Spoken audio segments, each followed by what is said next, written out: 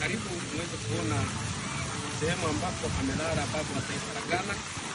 Leo nimebahatika kuitembelea Ghana, na leo nataka nikuonyeshe sehemu ambapo baba wa taifa la Ghana Kwame Nkrumah alivyozikwa na anapumzika katika nyumba yake ya milele. Ambatana nami.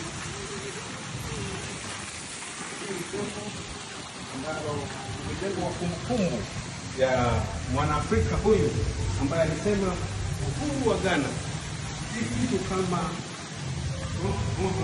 North Africa halijakombolewa. Hapa ndipo alipolala mwanzilishi wa taifa la Ghana na Dr. Kwame Nkrumah aliyezaliwa mwaka 1909 na kufariki 1972, na alikuwa na waziri mkuu wa kwanza wa nchi ya Ghana, lakini pia rais wa kwanza wa Ghana. Mwanaafrika huyo, Mwanaafrika ambaye alipigana kwa ajili ya uhuru wa Afrika.